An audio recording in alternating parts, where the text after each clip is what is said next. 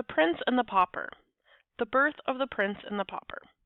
In the ancient city of London, on an autumn day in the 16th century, a boy was born to a poor family of the name of Canty, who did not want him. On the same day, another English child was born to a rich family of the name of Tudor, who did want him. All England wanted him too. England had longed for him and hoped for him and prayed God for him. Now that he had really come, the people went nearly mad for joy.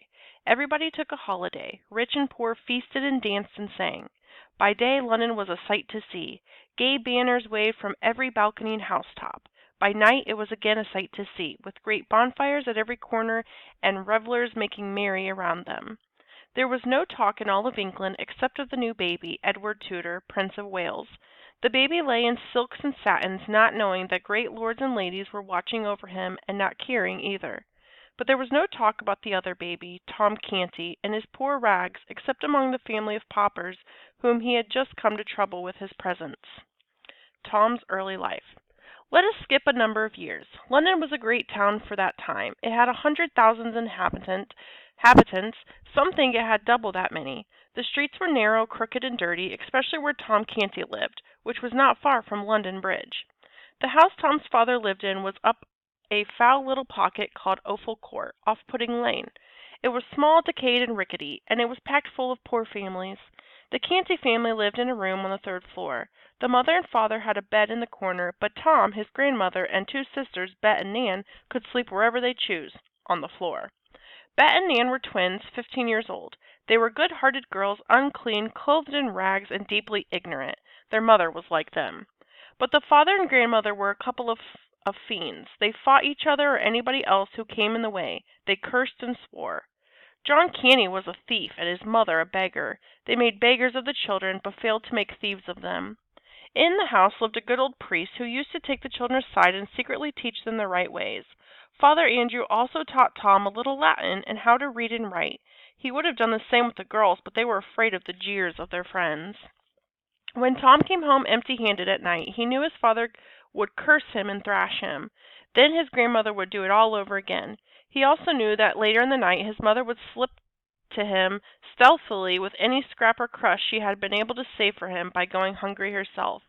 Yet little Tom was not unhappy. He had a hard time, but he did not know it. It was the sort of time that all the Offal Court boys had, so he supposed it was the correct and comfortable thing. Tom's dreams. Tom's life went along well enough, especially in summer. He only begged just enough to save himself, for the laws against begging were strict and the punishments heavy. So he spent a good deal of time listening to good Father Andrew's charming old tales about giants and fairies, enchanted castles, and gorgeous kings and princes. His head grew to be full of these wonderful things. Many a night, as he lay in the darkness, tired and hungry, he let his imagination wander. He soon forgot his pains as he pictured the charmed life of a pampered prince in a palace. In time, one desire came to haunt him day and night, to see a real prince with his own eyes.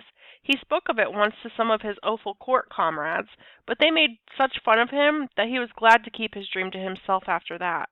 He often read the priest's old books and got him to explain them. His dreamings and readings changed him. His dream people were so fine that he began to feel sad about his shabby clothing and to wish to be clean and better clothed. By and by, Tom began to act like a prince.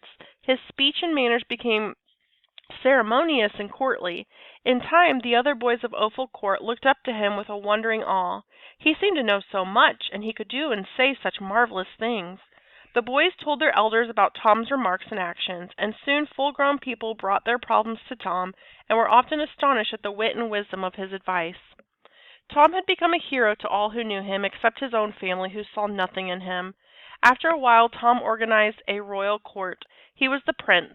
His special comrades were guards, chamberlains, lords, and ladies, and the royal family. Daily they acted out the affairs of the kingdom with great ceremony, as Tom, the mock prince, issued orders to imaginary armies and navies. Afterwards he would go forth in his rags and beg a few farthings, eat his poor crust, stretch himself upon his handful of foul straw, and resume his grand imaginings and his dreams. All night long he moved among great lords and ladies, in a blaze of light, breathing perfumes, drinking in delicious music. As the glittering crowd parted to make way for him, he answered with here a smile and there a nod of his princely head. He awoke in the morning and looked upon the usual wretchedness about him. Then came bitterness and heartbreak and tears. And still his desire to look just once upon a real prince grew, day by day, week by week, until at last it became the one passion of his life. What happens to poor Tom Canny? Does he ever meet a real prince? Someday you can read Mark Twain's novel, The Prince and the Pauper, to enjoy the whole story. For now, here follows a play based on the main events in the novel. And we will read that next. The end.